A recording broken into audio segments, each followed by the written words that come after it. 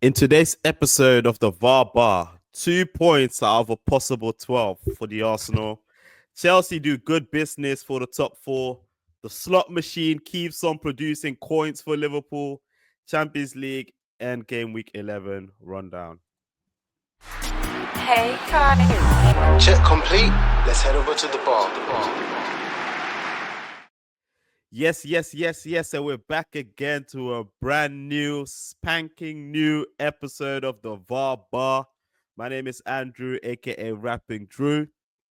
And today there's no Strizza, there's no Toast, but we got, missing Just person from last week, Little old Jason me. and Mace.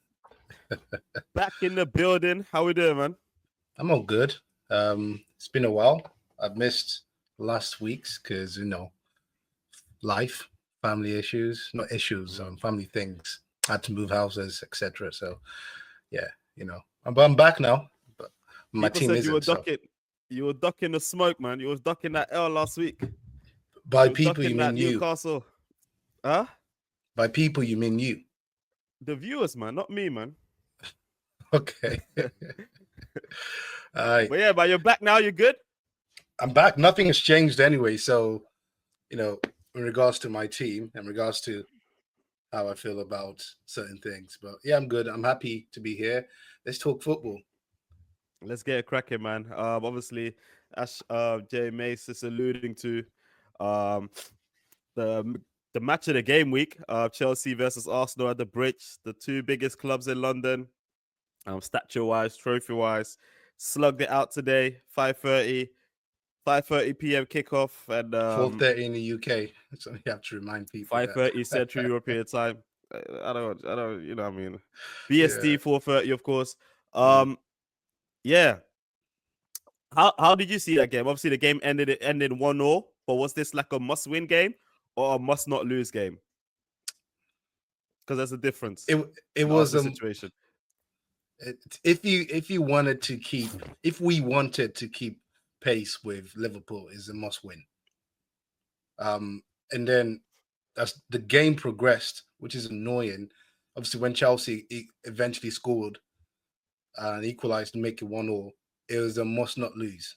So it basically swung from one extreme to the other, and that really just encapsulates where Arsenal are as a team.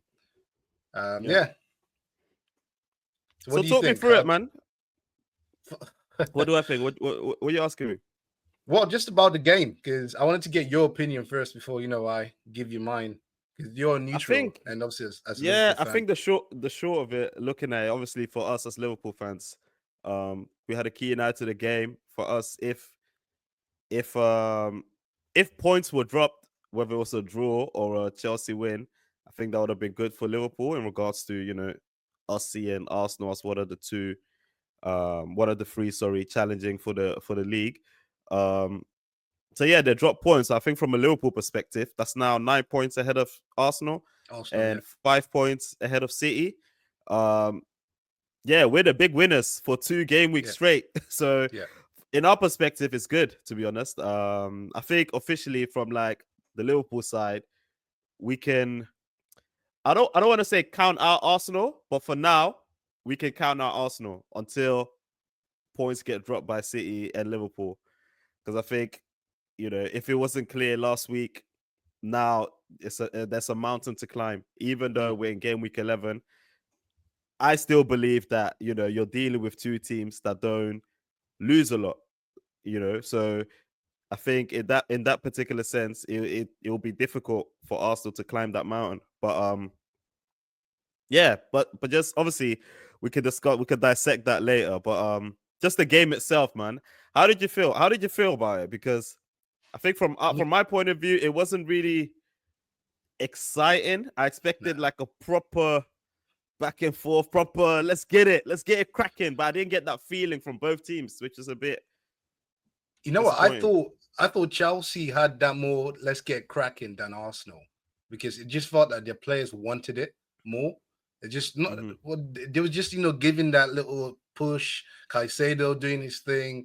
Even Neto was up for the game, and I wanted that for my players. It just feels like we're stuck in gear one for some bizarre reason. That's how I describe this particular rut we're in. We're just stuck in gear one and hoping that something will kick us into gear, into second gear, into third, etc., to start scoring goals and start, behaving like a team who wants to challenge for this league. This particular game was basically that. It's a good.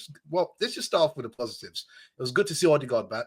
I think he makes us play well. Not only does he create for us, but he leads the press, and that's very important to stop other teams playing out and dominating the game.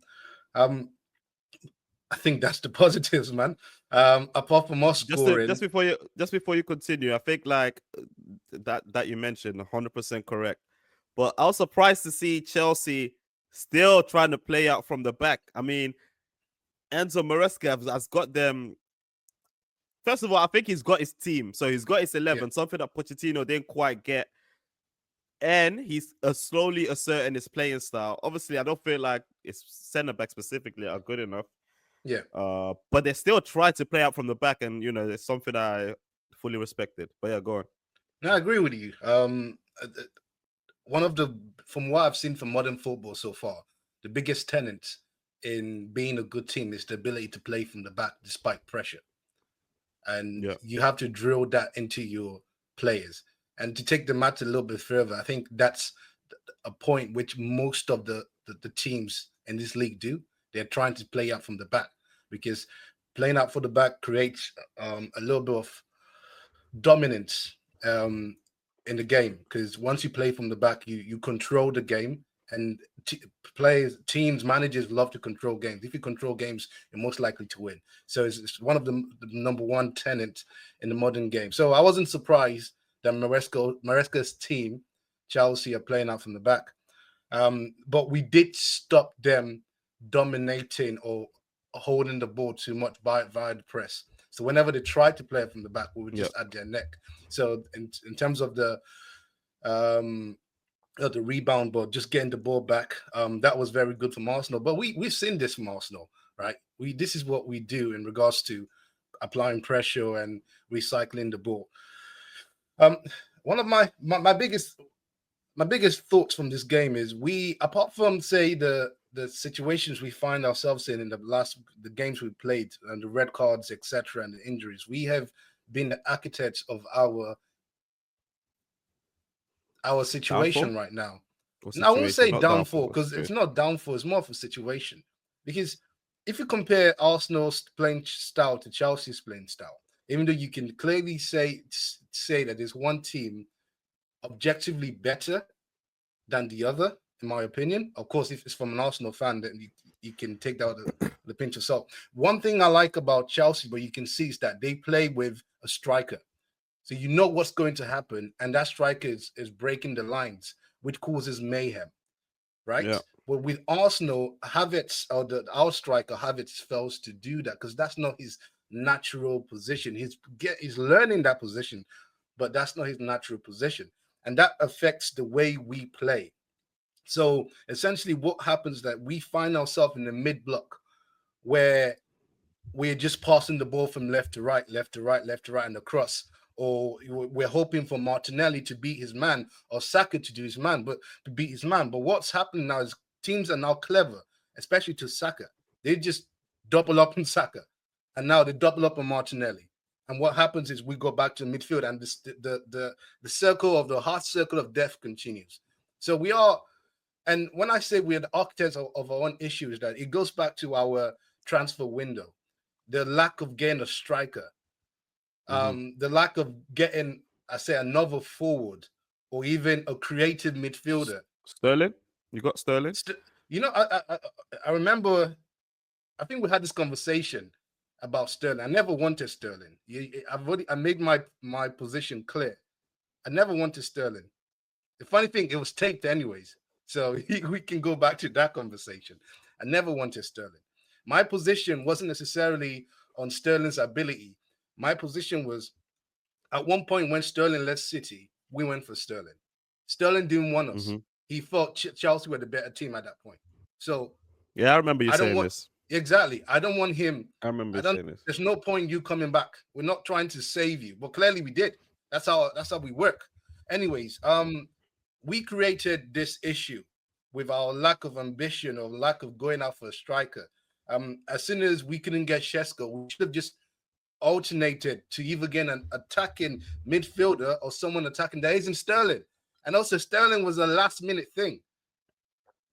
It was a last minute buy, so it wasn't a proper, like a thought through process to get Sterling. It was just a last minute thing that was cheap for us. So we've created this issue, and now we just have to deal with it. That's the problem. And going back to the game. Mm-hmm. Go ahead. Go on. Now, going back to the game. Just finish. Yeah, the game just played out how it did, because none of the team, I would say, I think we kind of, both teams counted each other out. I think defensively, Arsenal weren't good, I would say. I saw Saliba out of position a lot, and I have to say the Saliba has really regressed. Especially this game showed me I think he's not playing his best football. I'm not sure what happened. His counterpart in Konate is having a great season, and he isn't.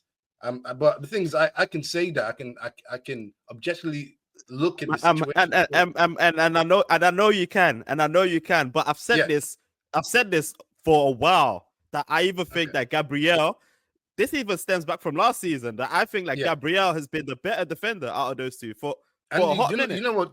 For a hot minute, I will agree with you that Gabriel has been the better defender.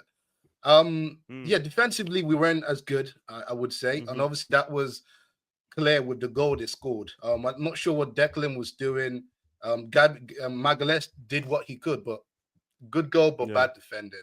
Chelsea defensively, go ahead. I wanted to talk about the goal that you conceded from Pedro Neto, because obviously that is one of those goals where, like, you feel like that could have been so avoided. You know, Neto, that's his trademark. He comes in as soon as he beats whoever he beat, he's lashing it. In that particular position, Declan Rice should have been there, but it seems like Declan Rice was part of a 3-man back three or a back five. So I don't know if that was an instruction from Arteta to now sit deeper in the box, or Declan Rice was just hiding. You know what I mean? I love a Declan Rice agenda, but I'm trying to figure out if this was Arteta saying 1-0, let's set up shop, or no, I don't think so. Because Arteta during his match, his final, when he was speaking to Sky News, an interview, he said something like, basically what happened wasn't what we wanted. So clearly counteracting that position. I don't think he wanted to sit back or whatever. I think it was just a lack of. They fell asleep. Both, if it was Declan or Martinelli not tracking back enough, whoever that was supposed to occupy that position fell asleep. When Declan got substituted, I looked at the camera and he was pointing to his feet or whatever. Maybe because he came into the game with an injury, a toe injury. That could have been it. But I'm not here for excuses. That's your job, That's your job, and especially at that particular part of the game where really and truly, if this was Liverpool with their defense, they win this game 1-0 or possibly 2, just because you got Salah, etc. But we have that defense to just shut. We should have done that. And I don't think Chelsea, apart from that Neto strike, was going to do anything, right? So it's a bitter pill to swallow, that goal, but overall I didn't think we did enough, especially attacking wise, to deserve that 3 points. So 1-0 is just a fair result. That 1-0 was more of a slap to our face, Arsenal's face, especially that goal that you have to defend well if you're looking to take something away from any team in this league. You can't just rock up and score a goal and think, okay, well, we're good enough to defend and not apply yourself. You have to be defensively robust and resolute. And they should know this. It's not, it's quite simple. Because in my head, I was thinking, if we just shut up shop and defend like we do and we've shown in the past, we win this game. Clearly not the case. So yeah, that's my take. That's my okay. take. Let me move on to another point then, because obviously you've been pretty vocal about your manager Mikel Arteta lately in regards to some certain decisions he makes, in regards to his lineups, in regards to his tactics, and one of the words that you're using, or something that you have concluded, is that it's simply because he's an inexperienced manager. Just elaborate that for us. I ended up with saying he's inexperienced, but my biggest issue with Arteta is that he's too stubborn. He has to, at one point, learn to trust his bench, and more in particularly someone like Ethan Ranieri. We've seen him come in games, and we've seen the difference he makes to our attacking play, and that is something I think Arteta should realize and trust the kid to play. If he's good enough, he's old enough to be on that pitch. We've seen him play. We've seen him come into games and change the games. So particularly where we lack the most is up front, especially creative, like just creating goals. And if there's an answer, or I'm not saying he is quote unquote the answer, but he is doing something different that we're not seeing on the pitch at the moment. So it's only right that you lean on that a lot more. But what we see Arteta is he's doing the total opposite. He'd rather play a team of Trossard in playing the 8 or the 10, Marino and Rice, or Partey, Rice, and Trossard. It's not working. It isn't working. What would you like to see? I mean, it's changed now because Odegaard is back. So you're not going to see Ethan play. I don't think you see Ethan play a lot more, except what he does is to just have Rice sitting or Partey sitting, take off Rice and put Ethan. But that's not going to happen because before Ethan, I'm asking you what would you like to see now? Because now, obviously, with Chelsea, you're kind of at full strength. I think that was your like on paper, that's your best team.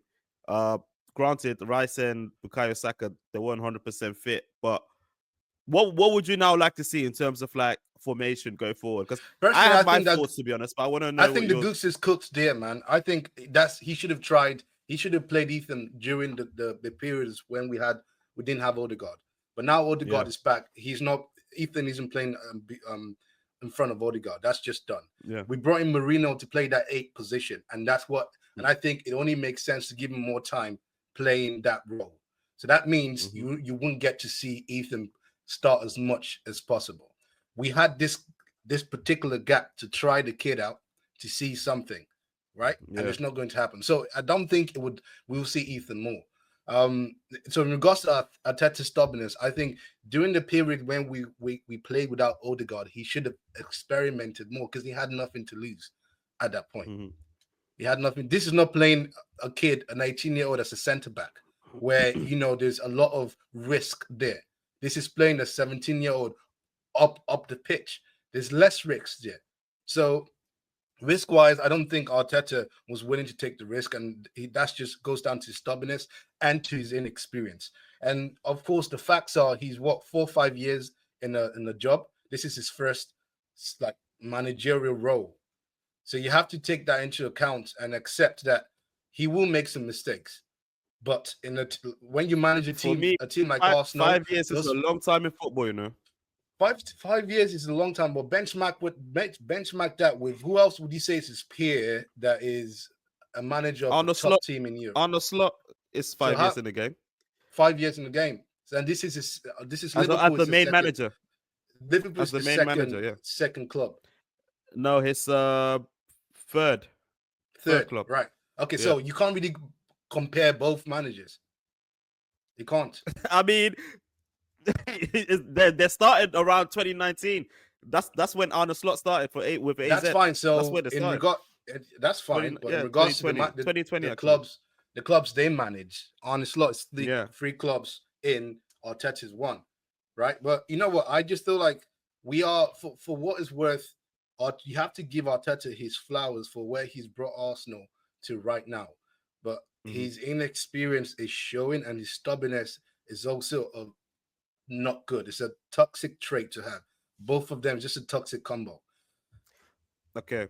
I want to move on from Arsenal really quick, but I've got a few questions for you just to follow up on the Arteta thing then. So, my first question is, right now, you currently sit fourth. You're back in the top four, right? You're fourth, I think. Yeah, we're fourth. Behind Chelsea. 9 points of Liverpool, 4 points of City. Yeah, 4 points of City. How do you think your season is going to end right now? What do you foresee?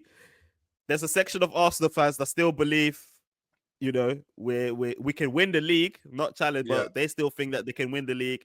There's a section that believes come April they will still be there and thereabouts, even if it's 6 points. That's job well done. Yeah. Which I agree with, to be honest. But then there's a small section as well that thinks it's done. So where do you sit? What is that small section when they say it's done, as in winning the league, or as in like they think four? winning the league. No, winning the league. Winning the league is that's done now. I'm not in that small section that thinks winning the league is done. I'm in I sit where you are right now. I do think there's some caveats. We can't be 12 points below Liverpool by end of this year. If that's the case, then you might as well kiss the league goodbye. So our job right now is to claw back points, and that means not losing games.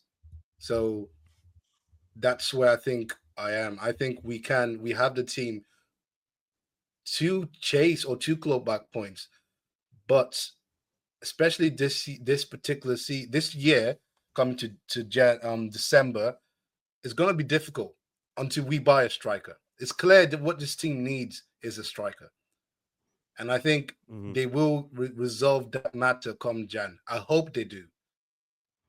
Yeah. So what I think Mikel needs to do right now, from now to the January transfer window, is to just claw back points. Whatever you can do it.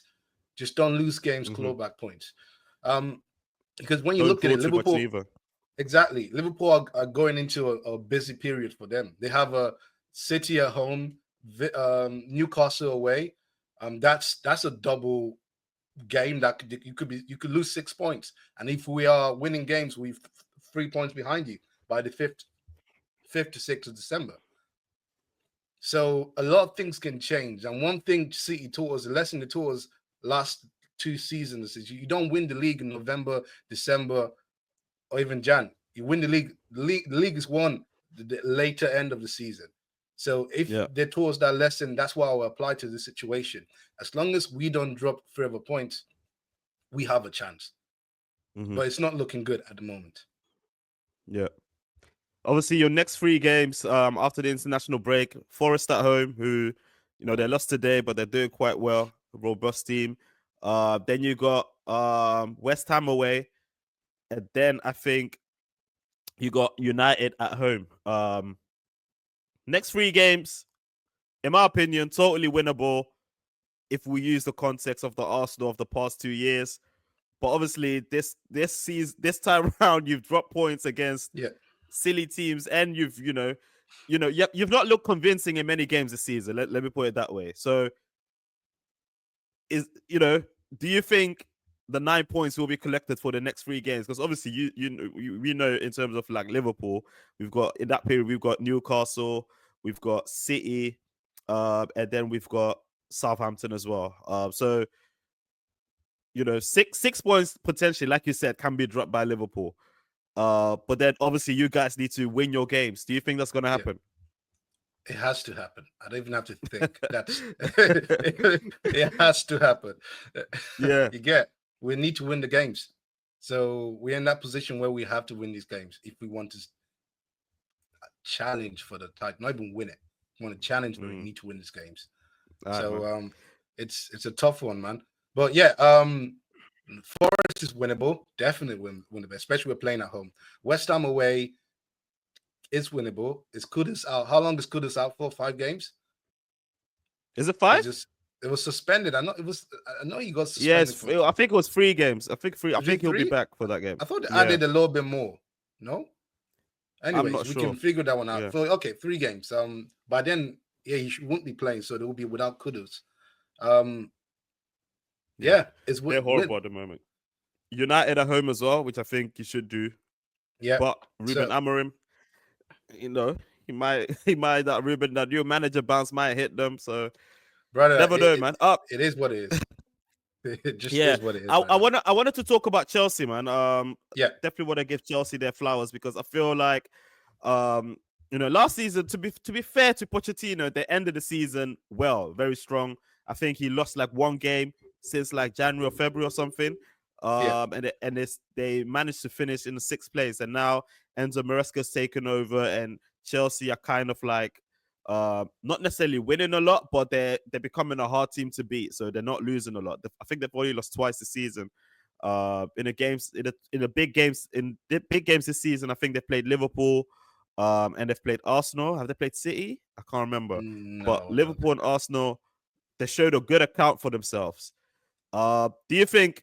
Obviously, me and you, in the summer we've been talking about Chelsea. I've said Chelsea ain't seeing top 4 for the next 5 seasons. I might eat my words on that because do you think Chelsea have what it takes?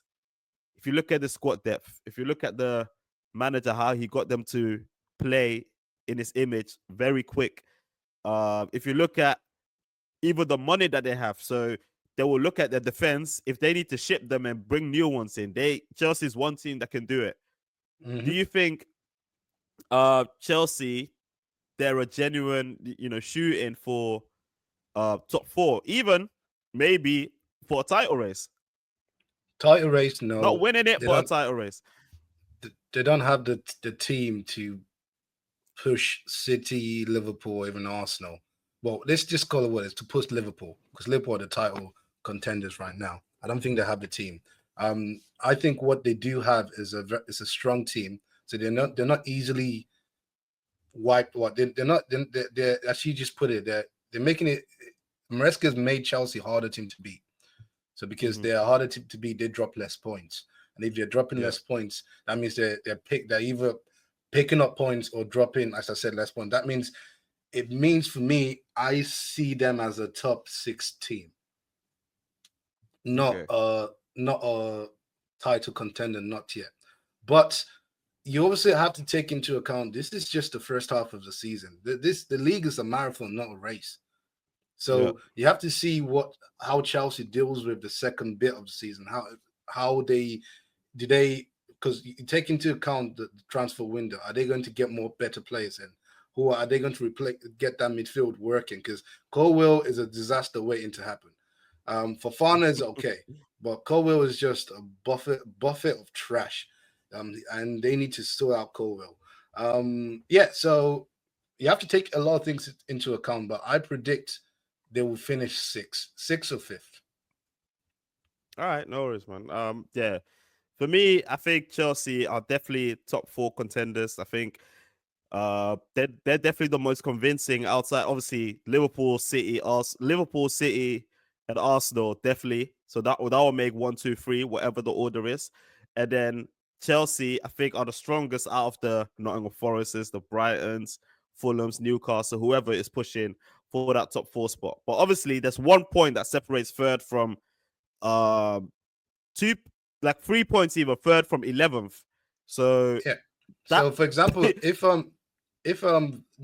Spurs won their game today, they would have been 3rd or 4th. They would have been 3rd, exactly. They've got a good goal difference as well. There you go. So City have to contend with Brighton, as you said, Spurs, perhaps Aston Villa, Newcastle. I think these teams probably have the experience, and I think they have the experience to push that that position of 4th, 5th, and 6th. And Chelsea, they can do it, but I think Chelsea will be 6th or 5th. I don't see them top 4. So who do you see getting that 4th spot? Good question. Villa? Either Brighton, Villa, or Newcastle. Okay, interesting. All I'm saying is, man, don't let Arsenal get intertwined with that battle because it's looking scary. Those that point gap there, even like all the way down to United, is 4 points. So it's the You margins know are what, man? very, very tight. It's mad, but I just feel like this team just needs, and Arsenal as a whole club needs to learn a lesson. And that lesson is you have to learn to plan well as a team. You can't go into another league with Havertz as your 9, even though he was scoring. You need a 9. You need goals. And we've Yeah. created where we are, and we need to learn that lesson. So if it means we are out of the top 4 because we didn't learn that lesson, so be it. Because I've as an Arsenal fan, 2 seasons now challenging the league and challenging for the league and not winning it. And then this season we didn't learn from those 2 seasons, and we're back here. It's just stupidity. However, if we win a cup this season, I'll be happy. So swings and roundabouts. Anyways, man, we'll discuss your European adventures very soon.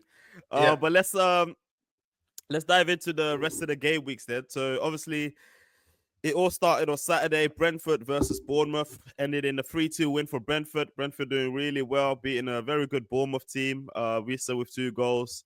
Damsgaard with another. Justin Kluivert, Evan Nielsen for Bournemouth. Evan Nielsen, I think he's taken to the league very well, man. I think people were very... Because I think he was also linked to like the Chelseas. I think Liverpool was flirted with the names United. And people were at him because he wasn't really like prolific in at Benfica at the time. So people were wondering, can he do it in England? Blah blah blah. But he's strong. He's big. He has an eye for a goal. He has good technique as well. I think this league is tailor made for him, man. So very good signing from Bournemouth. But yeah, good win for Brentford in their quest for Europe, I guess, because I think it's about time. They've always flirted with them positions. I think they need to make that step to at least get into the Conference League positions, man, because I think their manager, I like their manager. He's good. Manager is good. Well, you know what? I keep saying, man, this league is 2 halves. The first half, Brentford are always flying. The second half, they now either tiredness, and the league just gets a lot more harder. You just drop points. So they need to clock that bit. Yeah, for sure. Yeah, Crystal Palace again with another L. I think the manager's gonna come under huge pressure. 2-0 win from Fulham. Emile Smith Rowe and Harry Wilson again on the score sheet. Smith Rowe, man, blast from the past from Arsenal. How you could have used him in that period of dropping points? Know what? Huh? You know what, man? Funny enough, we were the WhatsApp group, the Arsenal WhatsApp group, and someone just put in how Smith Rowe is scoring, etc., etc. And I took a different position. Right, Smith Rowe at Arsenal was injury prone, very injury prone, and he didn't have availability. Availability is like it's a superpower. You need to be available to play, and if you're not available, you're useless, right? Even though he's a very good player, but he was never available. So I'm not mad that we've sold him. It's probably good business because if he's not available, you might as well let him go to a team, less pressure. And lo and behold, he's playing, he's not injury prone, and he's scoring goals. So that begs the question, why weren't you doing the same thing at Arsenal? I think last season he shook off that injury proneness. He was fit for the vast majority of the season, and Teta still didn't use him. So that's on Teta. That's fair enough. Give him that. That's on Teta, not necessarily for selling him, but not replacing him adequately. I think. And also Teta Teta and Arsenal let Vieira go as well.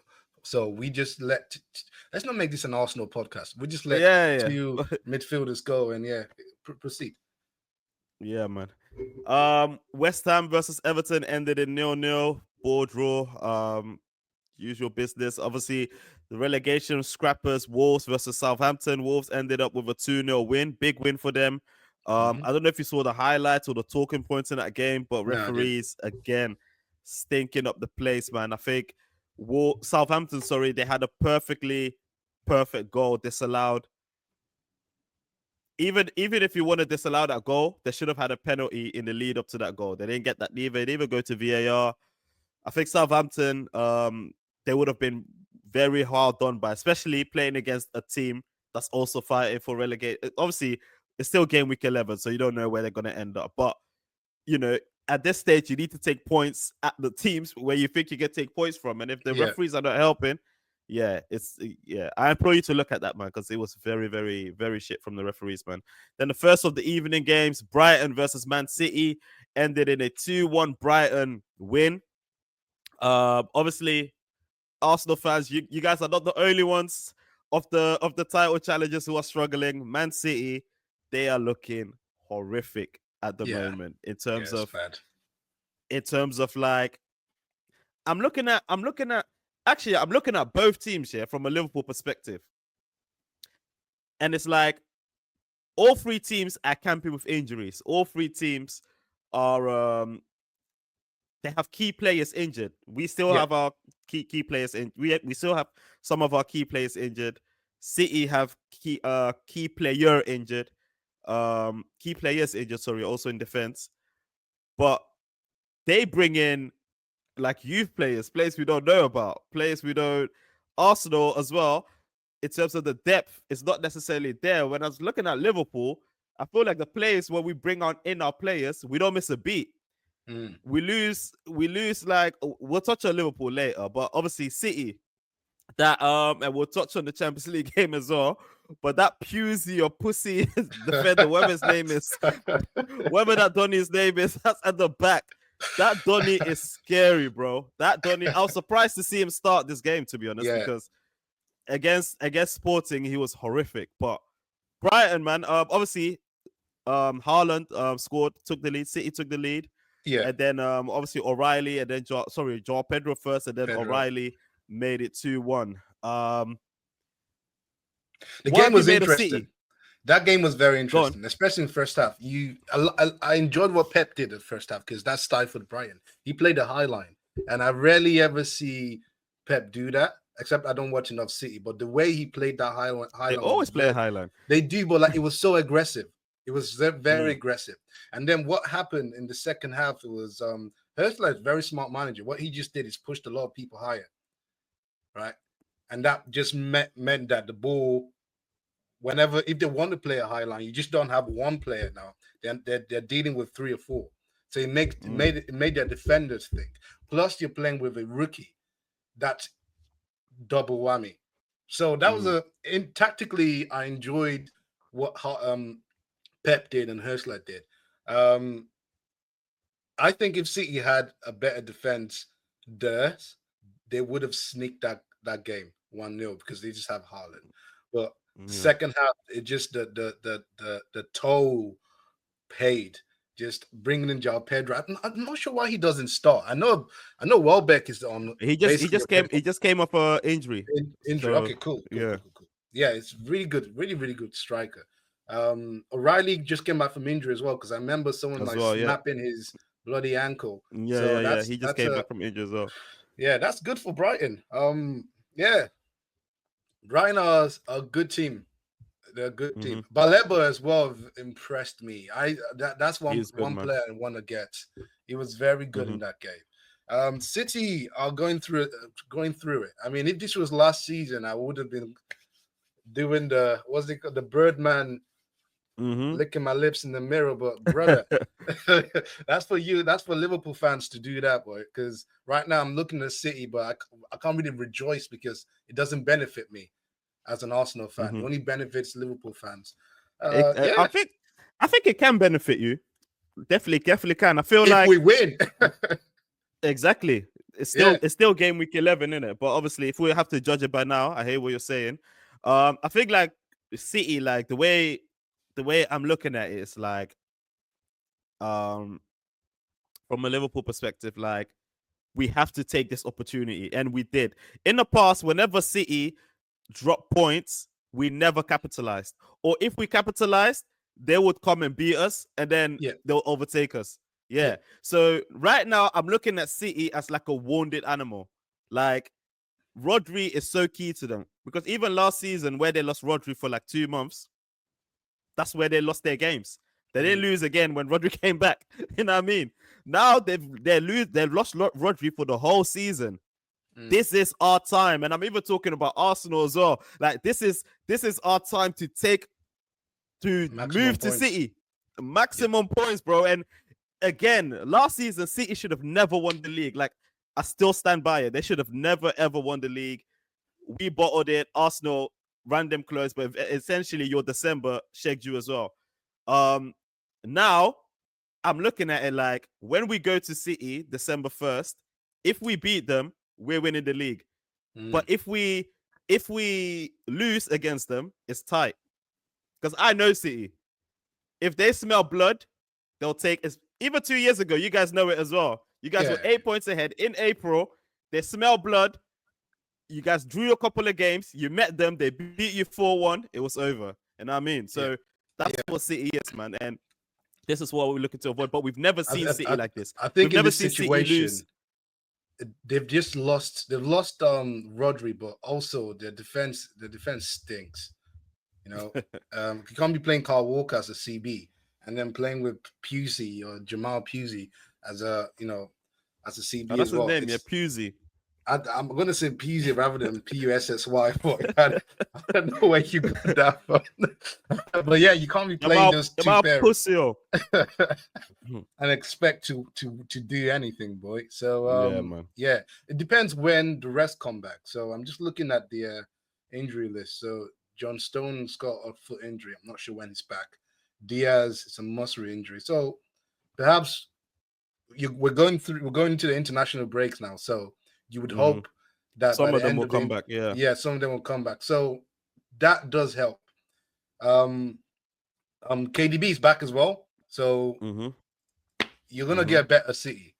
This was a very good time for City to drop points, which they did, and obviously get panned by in the Champions League by Porto. Was it 5-1 Porto? No, Sporting. Sporting. Yeah, you're correct. Yeah, we'll touch on that. Yeah, man. But yeah, good win for Brighton, especially with their quest to. I don't know exactly what they want to do, but I think they definitely want to get into Europe. I think they played Europe last season under the Zerbi. They couldn't balance it too well, but I think they're a European standard, man, in terms of like the way they play, the players that they have. Like you said, Baleba, they bought him to replace Caicedo.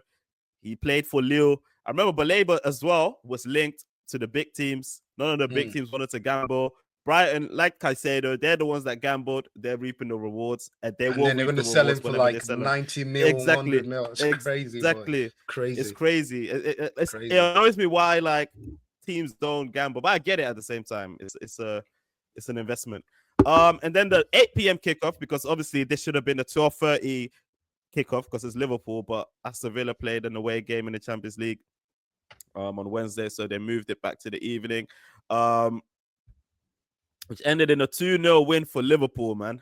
Another clean sheet, another 2 goals, another assist and a goal for Mo Salah, which brings him to 35, equal with Wayne Rooney in terms of having a goal and assist in a game, which when I think about it, that's a pretty rare feat.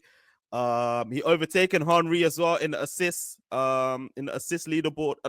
Is it all? No, not all time. Definitely not. Just over Henry. 75 he's on now.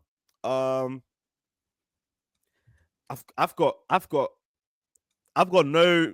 nothing more to say about Mohamed Salah, man, in terms of like his consistency. Like whether we're good, whether we're shit, the Donny that will stand up for us is Mo Salah. That has been. And you know one thing, someone actually made that point on Twitter, and I thought, that's actually a good point. How did Liverpool get away with not getting him to defend? You don't see Mo Salah defending or dropping back to like create a He does that. Not to create a 2v1, but in terms of coming back to track back to nickel ball, he does that time to time. Honestly, I don't know, man. I guess Arsenal he did it. Yeah, against Arsenal. Yeah, of course he has to do it against Arsenal. But I'm saying just in general, like you don't see a lot. You get, and perhaps I don't know, man. I just thought that was a good point. Like, I don't see him often do that. Very rarely, but not often. But take away what I just said out of the conversation. He's a great He's an old-timer. One of the best to ever do it. Someone What's you your know. opinion? What's your opinion about the argument that we had in the group chat about like he's not loved on the streets, so he's not like Except you're in the streets of Liverpool or Egypt, and no one cutting on the left foot screaming Salah in the streets. That's just what it is.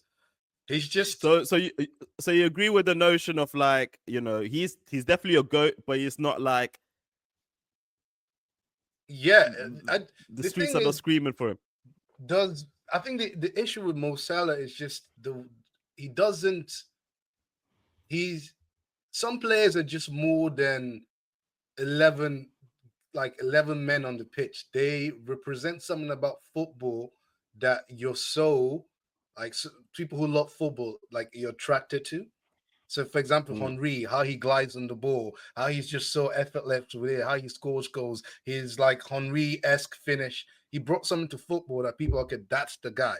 Ronaldo too, Messi too, Zidane, right? But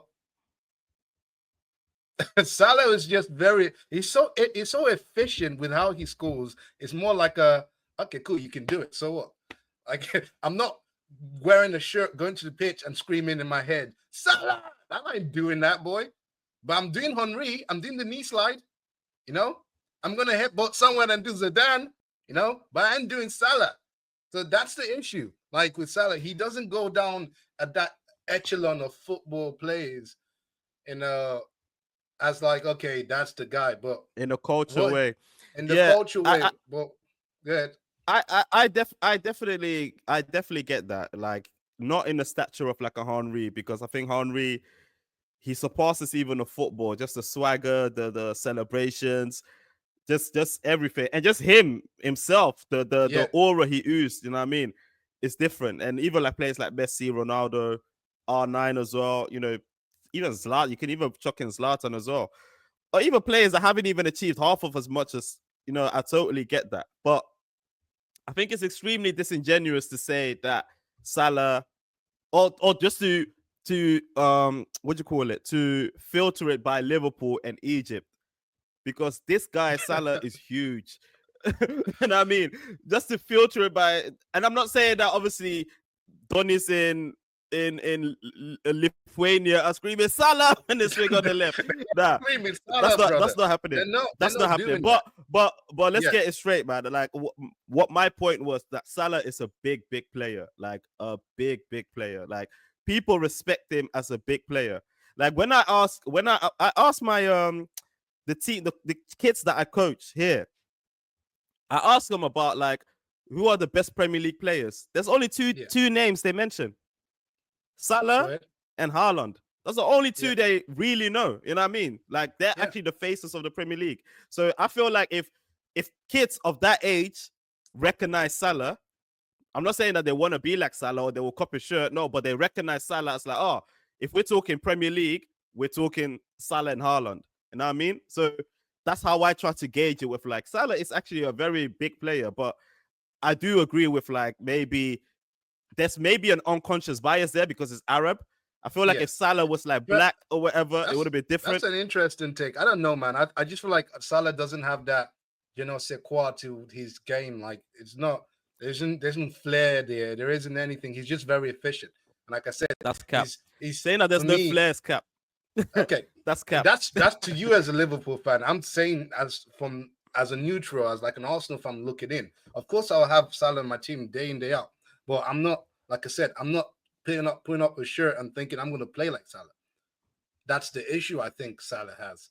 So do you think people will not come to a stadium to watch Salah? Is he that type of player then? Of course they're coming to watch Salah because he's going to bring you the goals. Like, but just for that, are they coming? The way I look at it is like growing up, right? I knew who Shearer was. I knew Shearer was a gunman, right? I knew who gets you goals, right? But I also knew who Henry was. Yeah. And I knew who I wanted to play like. That's the difference. These are two players in their prime where goal demons. One played a certain way, the other did too. But I know who I want to play like, and I know what the other did to the Premier League and to the world in regards to other people recognizing his brilliance and wanting to play like him. And I think that's the issue with Salah. Salah gets you goals, but with little kids or playing people who play football want to play like Salah, I don't know. For me, I would say no. And that's his issue. It's not a bad thing. I mean, it's not an issue now. It's not a bad thing, but it's not a bad thing. I mean, that's fair. Yeah. So let's talk about the game then real quick then. So did you watch it? Yeah, I did. I watched it. What did you think? Interesting, man. I thought in regards to Aston Villa, Liverpool showed me something which I thought lots of teams haven't done it. They are so susceptible to a counter-attack after the corner. Like the first goal they scored, and the second goal, which man like bloody Central C missed, which he should have scored. Right? You know when you said you guys need a striker? Yeah. We need to cop one in January. We need to cop one in January. It's a must. Because Darwin he scored one. He scored one, and it was a good goal, but he could have scored a hat trick. That chance, the second one that you talk about, and the header. The header, I think. Yeah, and there's a header. The header. He should have been on the hat trick. Yeah, he's a fool, but go on. He really should have. Yeah. I was surprised. Villa showed us that Liverpool showed us Villa are very susceptible after that corner. I mean, if they get that corner right, it's a problem. But if they don't, that counter attack is there. And if you have a team that can counter them, and that's problems for them. Konate was resolute. He was the man of the match for me that game. I found it interesting that Ollie Watkins, when he saw that he couldn't get any change from Konate, should have gone to Van Dijk. I think he would have gone change from Van Dijk. Konate just doesn't give you, especially when he's chasing you, he gives you that tricep. You know he's there. And that gives you this is why me and Liverpool fans as well, we always say we're not dissing Saliba. We're not saying Saliba shit, whatever. But this is why we say we prefer Konate. Because I feel like when it comes to just pure defending, just like the art of defending, Konate is better. He's probably even better than Van Dijk in terms of like 1v1 duels. I disagree. I think Saliba, when it comes to defending, he's better. But at the moment, Saliba is not on form.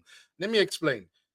One day you're gonna find that. I think the issue you have with Konate right now, or the good thing about Konate right now, is no one is beating him for pace right now. But I know minute. exactly. It's been a minute, I've seen Martinelli last season beat him for pace, like actually beat him for pace, and then I saw him wobble. I mean Konate, and I thought, okay, that's an issue. The problem with Konate is if he gets you like shoulder to shoulder, he's winning that. He's just that strong. Except you're stronger than you can hold him. If he gets you shoulder, he's winning that. And then that puts a thought in your head like, okay, I don't want this. You saw Ollie Watkins. He didn't want it. But if a player beats him, that's when I want to see what Konate can do. But how often does that happen? There's no talk. It doesn't happen a lot, but it happened with it's going to happen soon. But anyways, let's just move on. Konate was absolutely great that game.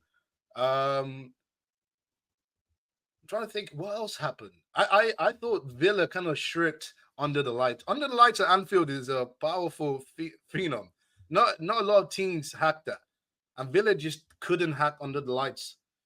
Midfield-wise, I thought Villa was fine. They were okay. Rodgers didn't do his runs, which I thought he would, but he didn't do as much. Bailey didn't do Nish. They brought in the young guy, for his name. The guy with like two double-barreled names. Philogene, yeah. He didn't do nothing as well. Eventually, Liverpool ran out with Mo Salah scoring the second goal. And it was just it was an okay game. It's just for Liverpool, it was just the way you would have wanted that game to go. You understand? Just score that goal, defend well. Villa and doing much. You defended really well. Let me tell you one thing. Let me tell you one thing from me. Yeah, why this is probably, I've said many times, like on the slot with Liverpool, where I'm like, this is my favorite win. This is my favorite win. This is not my favorite win, because one thing Villa are good at, home or away, similar to Liverpool, it's the open game.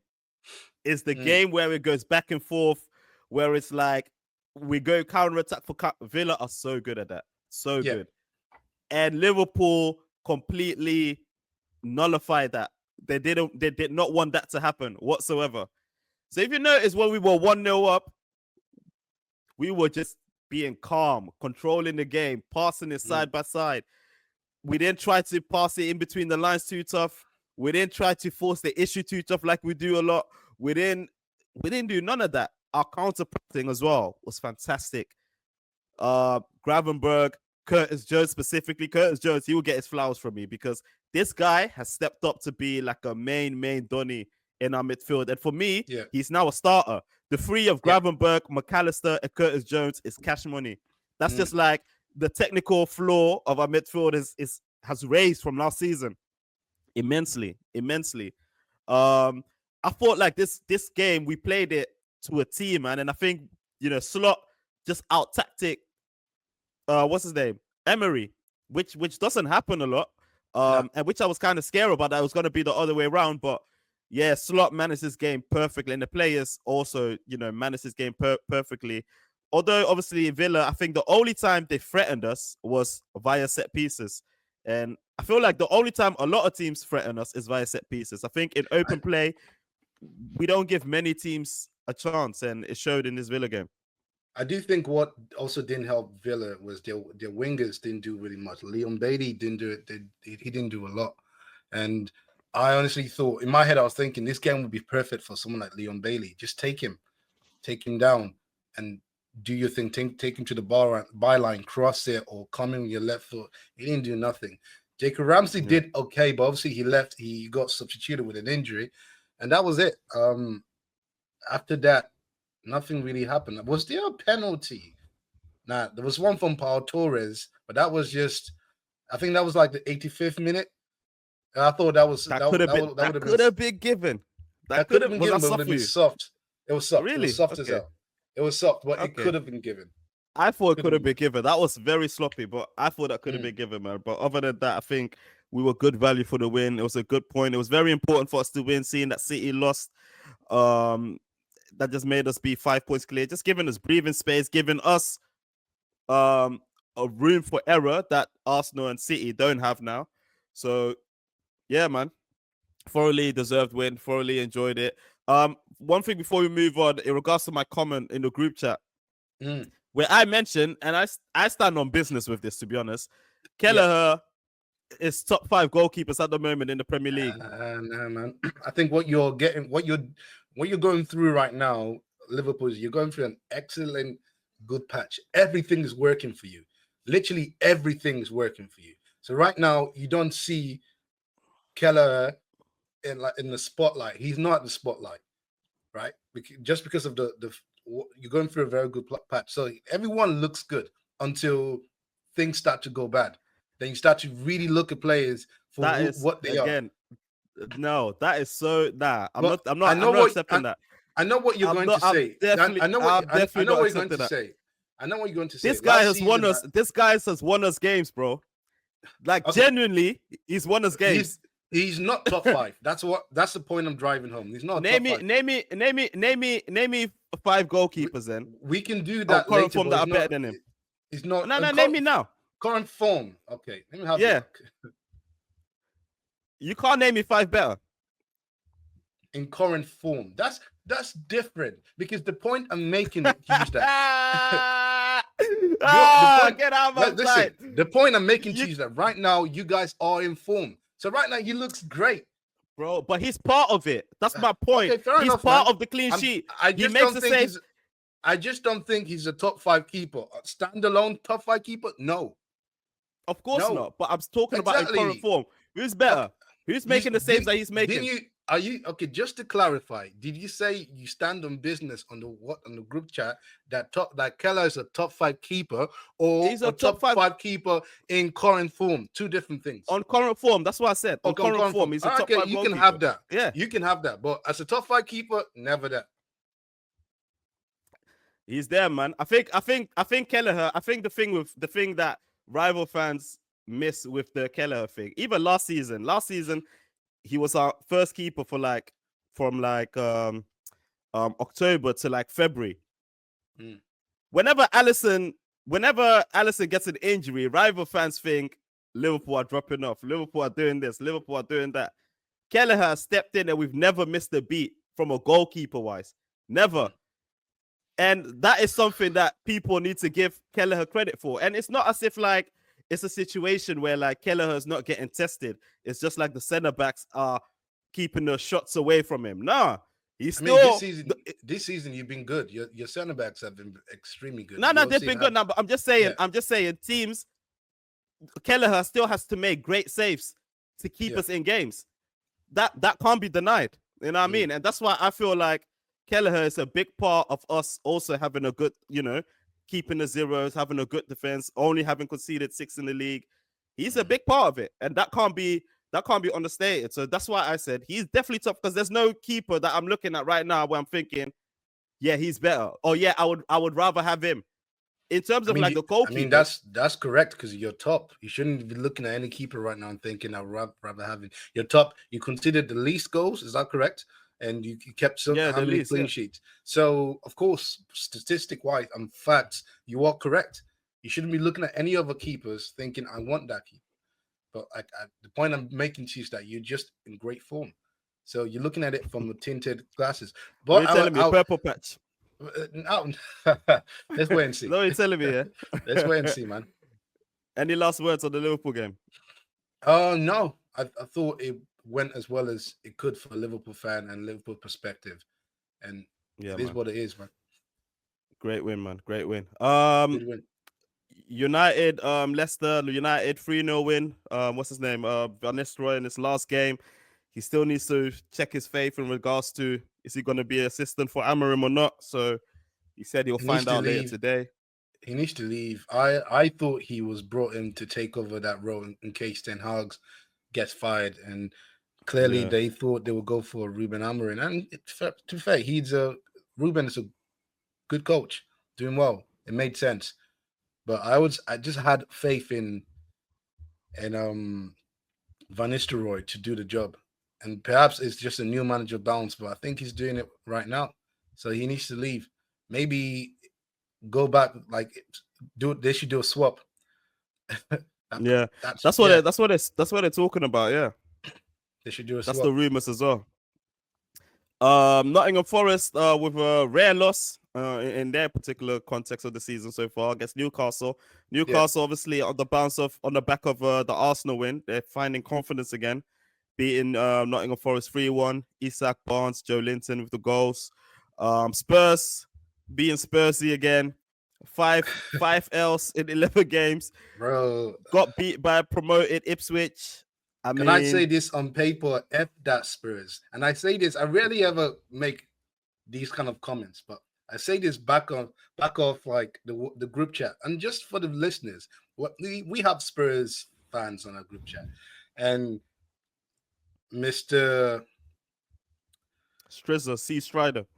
Mr. Strizza on the group chat was talking about how Arsenal don't play attractive football. We're Stoke FC. I like the way my team plays, etc. I'm gonna tell Strizza, Stoke would have won this game. Not even Stoke FC, Arsenal. Stoke would have won this game. And I'll leave it there. So that's why I don't really listen to Spurs fans. But they can have their opinions, but their opinions are shit because their club is shit. So don't talk. Just don't talk. And that's me done. Damn, there you have it, man, Spurs fans. That was all the Premier League games. Let's quickly dive into the European games. Just quick one words. Obviously, Tuesday, Liverpool played against Bayer Leverkusen, 4-0 win at home under the lights. This was Xabi Alonso's second loss. Second or third loss at all times in this time at Bayer Leverkusen, and it was a 4-0 as well at home. I think the first half, we kind of cancelled each other out, but second half it was just blitz from there on in, man. We scored all our goals. Was there like a penalty shout or something, or offside? A penalty offside? Because I was watching another game that should have gone in, but you guys got like a reprieve or something. Because I know Which one? what's his name is called? Frimpong scored, but that was that was given. Offside. Frimpong scored. That was offside. Yeah. Okay. That was offside. Yeah, that was offside. No, not offside. Sorry, handball. Yes, handball. Was that from Frimpong? Yeah. Right. Frimpong. Yeah. He handled it. So that didn't go through. But then, second half we just took total control. Obviously, Anfield under the lights, 4-0. Big win, man. Big statement win. I feel like also the whole notion of Liverpool haven't played anyone, that's dead and buried now, to be honest. That's dead and buried. I think Bayer Leverkusen are a very good team. I think even like in the post-match interviews, the players, they didn't even really speak in regards to like, it was an easy game or whatever. They're a very good, very well-coached team. I see the vision with Xabi Alonso, to be honest. I think this is the first time I really watched a game of this. But yeah, they were just very unfortunate, to be honest. Kind of flatters to deceive the scoreline, but we definitely deserved the win. And then we need to talk about that Madrid game. Madrid AC Milan as well. Yeah. 3-1 loss at home at the Bernabeu. That Chouamini with a disaster class, boy.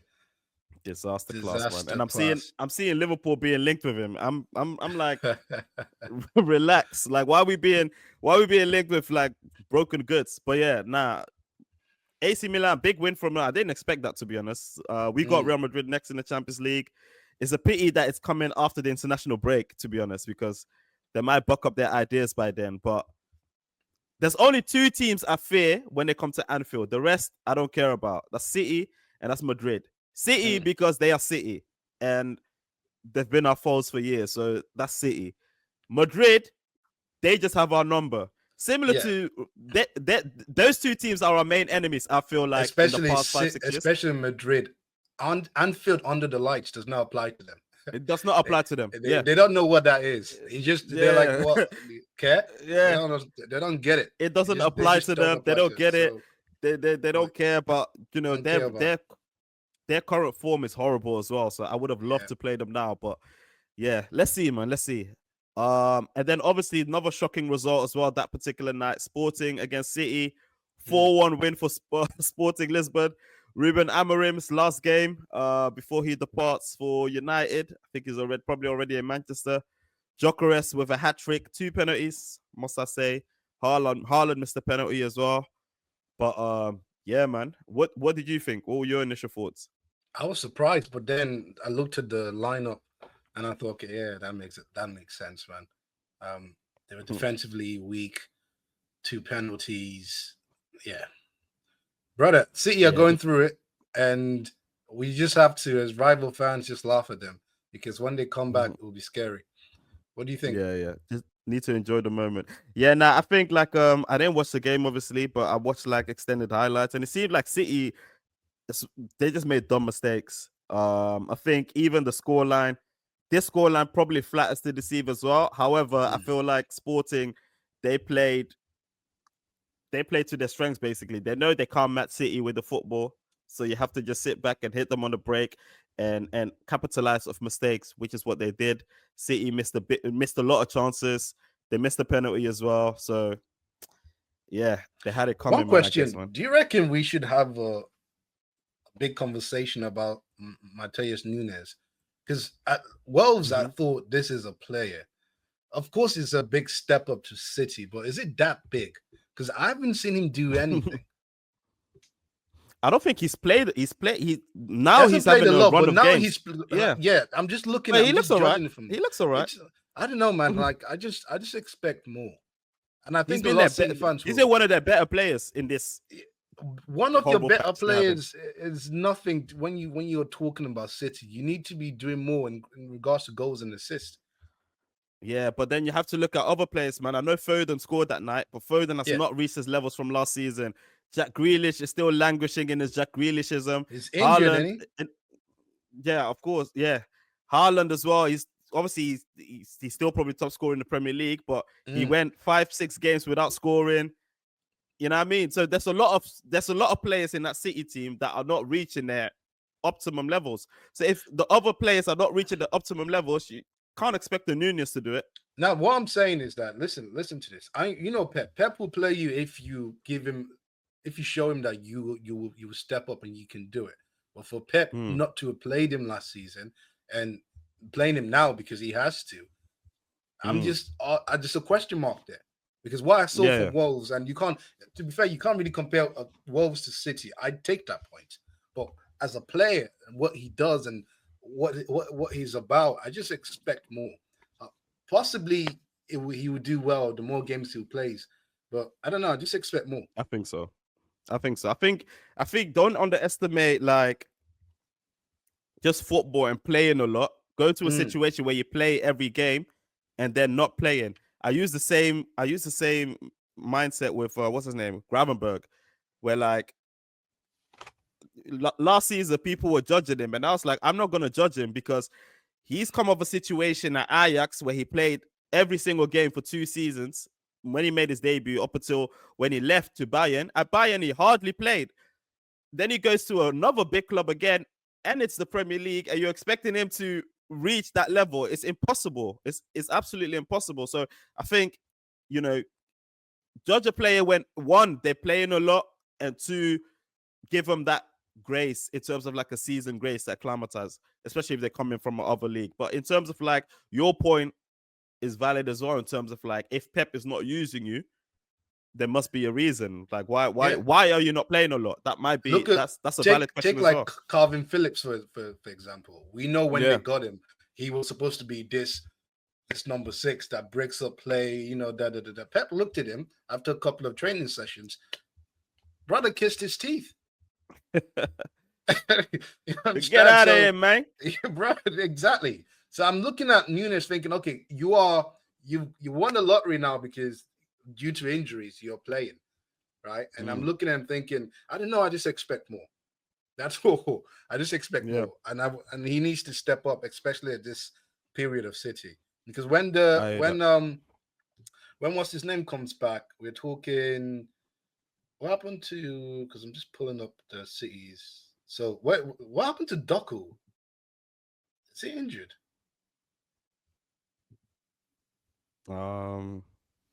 It doesn't matter. But I don't think when so. they get there, when City gets their main team back, Núñez is hitting the bench. So that's the point. This for me is the period where he's supposed to step up and make a point. But I don't think he's doing it as well. So yeah, it's a big question mark for me in regards to Núñez. Yeah, man. And then obviously on the Wednesday games, Aston Villa lost to Club Brugge in Belgium, 1-0 win. Aston Villa, they haven't won a game in 4, similar to City, to be honest. Like they're kind of struggling at the moment for results. Lost to Club Brugge. They were one of the teams that were unbeaten in the Champions League, but they relinquished that, of course, which is peak. Other big results were into Arsenal. Now that game, I was very interested in that game ever since that draw was made, because I think Inter Milan, and I've always thought that since the Champions League final, they're the one team in Europe, outside maybe Madrid, that can hack Premier League teams. The way they play, the type of players they have, the manager that they have. I feel like this is a team that would probably enjoy playing English teams, and I think Italian teams in general, like even Atalanta had good results against Liverpool, also drew with Arsenal. AC Milan not so much, but Italian teams in general, they relish the opportunity to play against English teams, right? So I really wanted to see Arsenal take on the Inter Milan test and see how Arsenal would do in that game. So I was looking forward to watching this game, and to my annoyance, pre-game, seeing that like Inter were like resting a lot of players, I was just like, you're literally giving Arsenal the dub here. Pre-game, that's what I thought. Honestly, that's what I thought. You're giving Arsenal the dub because why are you resting Beret and them, man? Like, what's going on? You're resting them for Napoli. Yeah. Obviously, the way the game played out, specifically the first like 30 minutes, and then they got their goal just before halftime. And then in the second half, Arsenal started playing a lot more to try to get the goal, but it didn't happen. You couldn't get through their pretty robust defense. They had all the answers. I felt they they match you. They match you on the physical tip as well. However, I do have to agree with Arteta when he said like this is your best away game in the Champions League for the past 2 years, 100%. Because I feel like in the away games in the Champions League, you guys have been horrible, like absolutely horrible. But this has been a performance that's been good, but at the same time, it wasn't good from a neutral's point of view. But like what do you think? You can have so much possession in the second half, but if you're not penetrating, if you're not scoring goals, what is it worth? It was fruitless, yeah. It was just fucking fruitless. Sorry for my language, but yeah, it was just terrible in regards to it's frustrating because you see your team have possession, they move the ball, but it's just the half circle of death, just back and forth, back and forth, back and forth across there. What's his name? Bishek? Bishek. He was extremely good. Bishek, yeah. And he's not even a starter, right? And he was just extremely good. But yeah, to be honest, the way Inter got the goal was frustrating as well, because that goal wouldn't be given in the Prem, but it's clearly given in the Champions League, which doesn't make sense because there's nothing you can do in that situation, right? That's just how natural he goes for the ball. And you guys should have had a pen as well. Yeah, we should have had a pen. I think so. It's just what it is. It is what it is in that situation. And the fact that we don't have a striker and we don't have a vocal point in regards to getting goals is frustrating. Because I think if we had something of that, I guess, nature, that game would have been different. But you can't.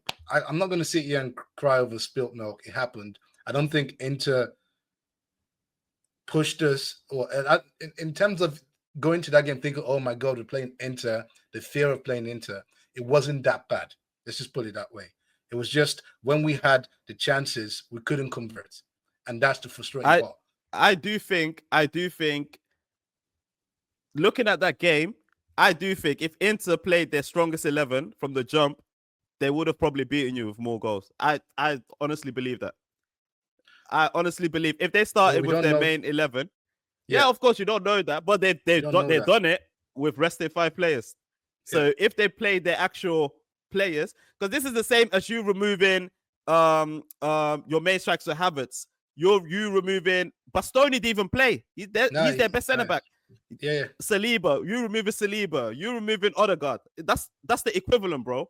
You know what I mean? So it speaks a lot on their depth and it speaks a lot on their quality. So I feel like if they had their main players, this could have been a 2-0, 2-1, 3-1 game. I honestly believe that.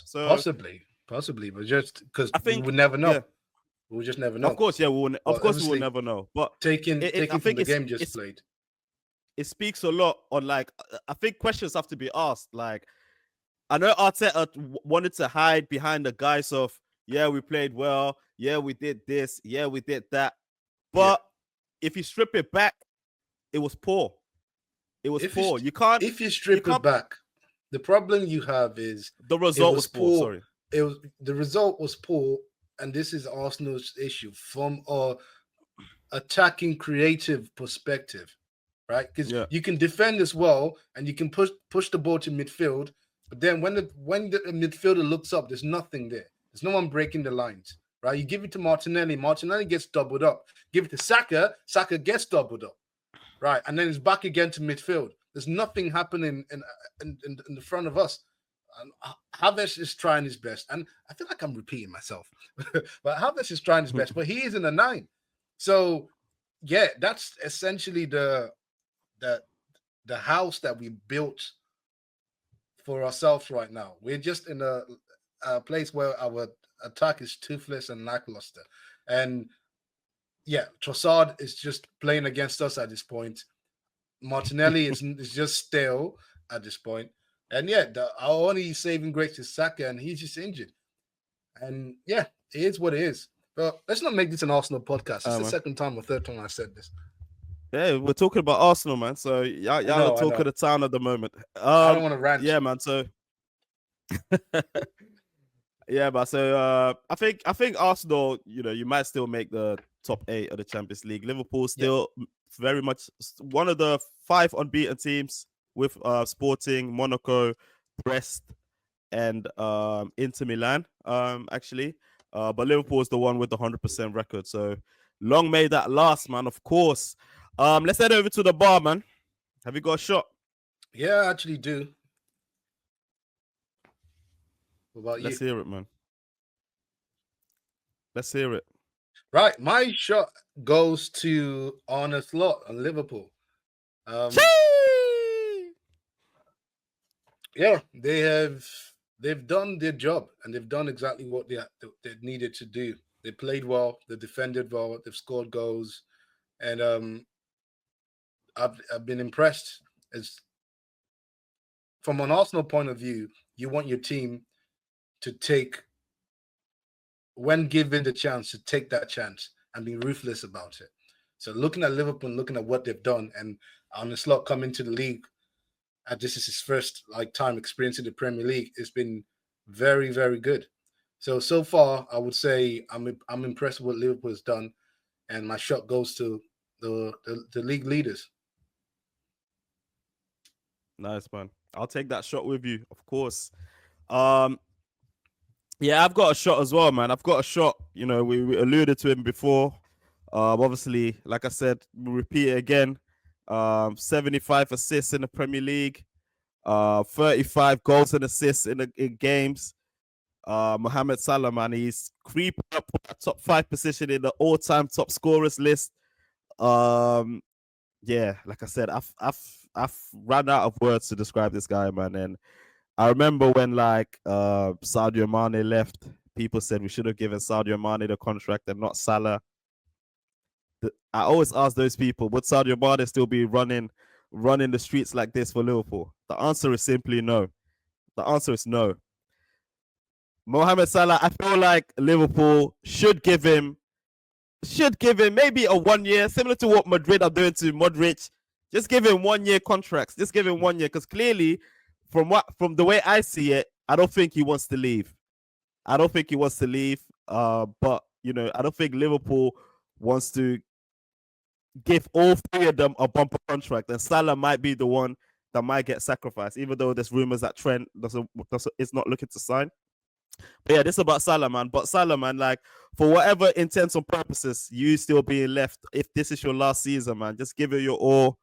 We love you. You will go down. You will definitely go down as a Liverpool legend. That's for damn sure. You know, for most people, you've already overtaken Steven G, which is a feat in itself. In terms of Premier League legend, you know, inspire us to get that second Premier League on your name. And then no one can really chat shit about you in the Premier League, innit? But make sure you get the job done. Obviously, you need help from your people, but get the job done for us, man. And then whether you leave or whether you stay, man, you know what it is. You know what your status is in this league, innit? So, yeah, man, my shot goes out to Mo Salah, man. Are you taking that shot with me, or are you hating? Nigga, fuck that guy. Yeah, I'll take the shot as well. Man. I'll take the shot as well. Yeah, man. Right. Thank you very much for listening, joining, making it this far, 1 hour and 23 minutes. Like I said, man, as usual, like, subscribe, follow, share, watch, rewatch, clip it, whatever. But do what you need to do, man. Jay, Mace, thank you for joining us. Thank you for pulling up. My name is Rapping to the Drew. We are the VBP boys, and we out. Peace. Peace.